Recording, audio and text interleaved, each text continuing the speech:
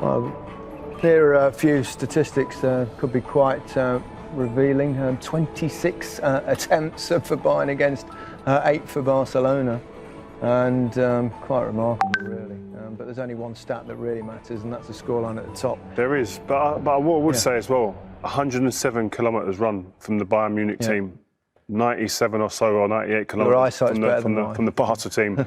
The commitment, the willingness to run off the ball. We highlighted Goretzka before the game. Basic runs from midfield, hurting opposing midfielders. You played midfield, Owen. What was it like, a midfielder running beyond you? It's all right when they stay there, like the Barcelona midfielders, but the Bayern midfielders running beyond you, hurting you, having to run back with them. These things make it so difficult. It's a great point. You think about how good a football player Frankie de Jong is, yeah? He's a beautiful football player. Who was the better player today? Goretzka or Frankie de Jong? Frankie de Jong never hurts you at any point. He wants everything to feet. He wants everything easy. Goretzka hurt you every time he was tackling. Messi was getting in the box. In a way as well, de Jong on the left-hand side. He seems very, not very comfortable in that position. They've seem to have a lot of square pegs in round holes. Oh, we said that before the game. Sergio Roberto playing out wide, Frankie de Jong playing out wide, Vidal almost as a number 10. Busquets, he's not going to stop people in there. I mean, they'd had a lot of people playing positions that they wouldn't normally. And normally Barca out-football everyone. They couldn't out-football Bayern today. They can't do that. If Manchester City beat Lyon, they can't do that to them. Can they be a different proposition, wouldn't they? Particularly if they played that high line. I mean, said they're a perfect team. I understand what he's saying in some elements of it, but defensively, if I'm Raheem Sterling, Kevin De Bruyne, definitely Foden, etc., Aguero, if he's fit, I'm thinking, please get us past Lyon because I see goals. If I was playing that team, I'd see goals. Seems a strange thing to say after an 8-2 victory against Barcelona, doesn't it? That you're picking out a weakness. Examples later. I'm sure we'll show a few examples later of the high line that Bayern play. It's criminal. My school team didn't play like that. Not without pressure on the ball, at least. Exactly. Yeah. So it's some of the stuff they've done where you think, but can they press as high and win the ball as high and get the opportunities and goals that they got today if they don't play as high at a higher line at the back? That's a conundrum, I'm sure, for the manager. And that's why one of the reasons I think they play so high, to win it as high up the pitch as they can. Yeah, let's have a breather and we'll look at that analysis and all the goals. Might take quite a while. Well, just one club now stands between Bayern and the Champions League final. But will that club be Manchester City? Europa League semi-finals, Sevilla against Manchester United and Inter Milan against Shakhtar Donetsk. Then we're back to the Champions League semi-finals where we'll see Leipzig play Paris Saint-Germain on Tuesday, and then on Wednesday either Manchester City or Lyon against Bayern Munich, of course. And what if got the man of the match ball? Congratulations. That wasn't a victory tonight. That was a complete destruction. How do you explain that? Yeah, it's tough to explain. I think in this moment our team is in an incredible shape right now. Thank you for the man of the match trophy, but I think we have maybe 12 or 15 players more that deserve this trophy as well. We work so hard. We work with this intensity. I think for everybody out there, it's tough to beat us. We have so much fun today and at the moment together. And it wasn't just any old team either. This is Lyon, Messi, that's right, Barcelona. But for our style to play, it doesn't matter how the players, how the names of the players are. Of course, they have special players, and we have to be even more aggressive and even more, how should I say, come back in this situation again and again and again. When somebody make a pressing and get dribbled, it's not a problem. The next guy has to come and it gets dribbled, the next guy has to come, and there is a moment we catch the ball, and then we have so much talent, of course, in the offense line. Felipe comes in, Kingsley comes in, so we feel good. You can imagine we feel good after this result, after this match. It was very special, but we have to be quiet. We have to regenerate, and it's frightening that you're saying you can become even more aggressive, but that's Barcelona's heaviest Euro defeat, definitely. They're trying to chase through the record books. It's a little bit special. This tournament is special. It's a big statement, though, isn't it, by Bayern? Of course, there's a big statement, but I think the next game, the semi-final, start with 0-0. Statement doesn't matter. I know the other teams watch our game, and they can be impressed or not, but yeah, it starts from 0. Semi-finals start with 0-0. Statement doesn't matter. I know the other teams watch our game, and they can be impressed or not, but yeah, it starts from 0-0, and we have to win the next game as well to reach our big goal, to reach the final. So we have to be quiet, we have to be calm, we have to be relaxed, also a little bit happy.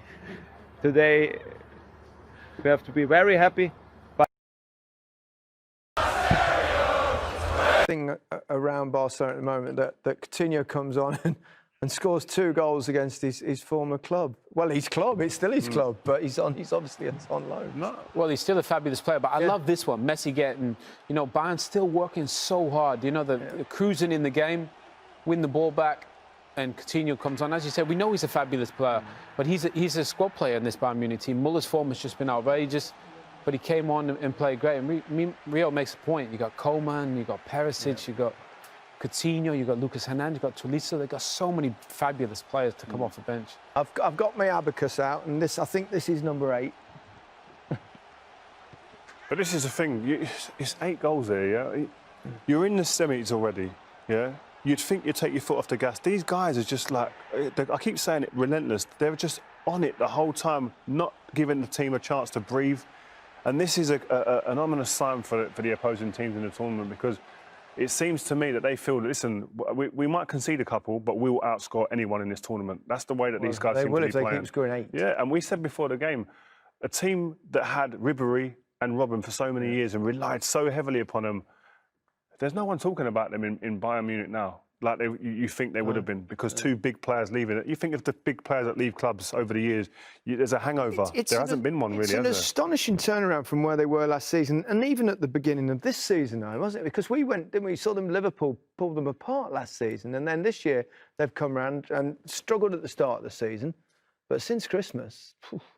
Well, I think Rio makes a good point of the fact, you know, Robben and Ribéry, they're trying to chase getting these fabulous athletes, but all of a sudden now, Kimmich is almost the wide man now, and Davis on the other side, and the wide players are coming inside, joining Lewandowski, and that's where all the goals are coming from. They have so many weapons. They control the game in the middle of the park. They've got pace, they've got power. They just have Lewandowski in the form of his life, Muller in the form of his life. I think Bayern are just, the blend is perfect. I think about Liverpool in the Premier League, and they get the blend right with, you know, they got Van Dijk back there with Alisson. Bayern have the blend as good as anyone in the Champions League, and that's why I think they're going to be hard to stop.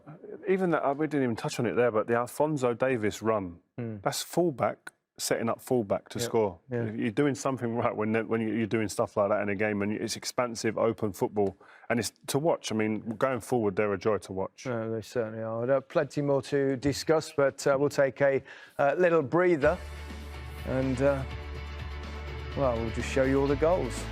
Keep count. That's 4. Oh, this is special, isn't it? 5, 6, 7. Is it 8 next? I'm a footballer, we can't count. We said last week, didn't we? We said Bayern will out-football Barcelona. Yeah. When we won the Champions League, we didn't try and out-football Barcelona because you couldn't. Yeah. Now you can. You know, Suarez and Messi are looking around thinking, I miss Iniesta, I miss Xavi, I miss Puyol, because those guys aren't there for them anymore. There isn't that quality in that squad now, is there? No, and the quality that is there are the players that are well into their third. About 4 or 5 of them are 33. Yeah, average age is nearly 30. Yeah, and that's crazy. But another big question is, what is Messi thinking? What's he thinking now in that change room, going home tonight? Is he thinking? Well, he's probably thinking, I've got another year or 2 left in my career at that kind of level. But does he want to spend it in that shirt at that club, given the performances and the way the squad is looking at the moment in comparison to other teams around Europe? So it's a big question, I'm sure, that he'd probably be thinking about. Do you think he should leave? He can't wear another shirt, can he? But, well, he can. Why not? But the thing is, if you look at the young man that came on, Ansu Fati, he played great. But he's a 17-year-old kid, you know. So the gap between Messi and who's going to be next? Well, that's what I mean. For the next 2 or 3 years, you can't see them being successful. No, you can't. De Jong's not ready. Has he got the time to sit there and wait? No, he doesn't. No. Football's a game that goes and comes and goes very quick in your life. So these next 2 years, where he's still going to be, he's going to have the power to influence games the way he does. Is he going to want to be doing that really not really competing for the big titles. I don't know. Yeah, I don't know how long Setien will last. I suspect not that long after a result like this. Well, we saw a season like this. We saw what happened with Ronaldo, you know, and, you know, he tried to carry that Juventus team. They didn't have anything in the tank. Sarri got the sack the next day. You know, I think for Setien, that's probably his last game. The way that they play, that's got to be his last game. Who should they go for? Someone, you know, and who can come in and who can turn that team, that aging team, back into a major force? It looks like it's got a massive amount. It's a massive job. I mean, there'll be someone cleaning his desk right now as we speak, I'm sure.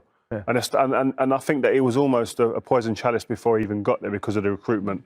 I thought that was going to be someone's Achilles heels, whoever came into the job. But who goes in there now? Xavi, has he just signed a new deal? He's at the club he's at in Qatar. He's someone maybe they look might want to groom. Or Pochettino, he's available. I know he said he was player at Espanyol and manager at Espanyol, and then he obviously he's always said I wouldn't manage Barcelona. But the last time he said that was 5 years ago, and he's been out of work for a little while. Thing is, though, I think if you look at the way Liverpool play and the way Bayern play today, you need a bit more power in there. You need a bit more pace in there. You know, it's great to get the ball to feet and play and play and play. It doesn't matter who's in charge at the moment, though, does it? That's what I mean. They need to get some of those attributes into the side. Look, they got Ansu Fati, they got Dembele if he's fit. They got some really good flair players to go around Messi. But defensively, you can't concede and expect to compete. You just can't. And the game changes. We've had that time of that era of the tiki-taki football that Barca were playing. More dynamism now, isn't it? And now that energy, fitness, along with that ability to play. It's not just about fitness and about running off the ball, etc. It's about, you have that, but balance with the ability to play. Because like we looked at Bayern, the balance in their team in terms of they can turn it on in terms of passing and great football and great movement and rotations. But also, if you want to go toe-to-toe physically with them, I think they can stand up. This seems a kind of very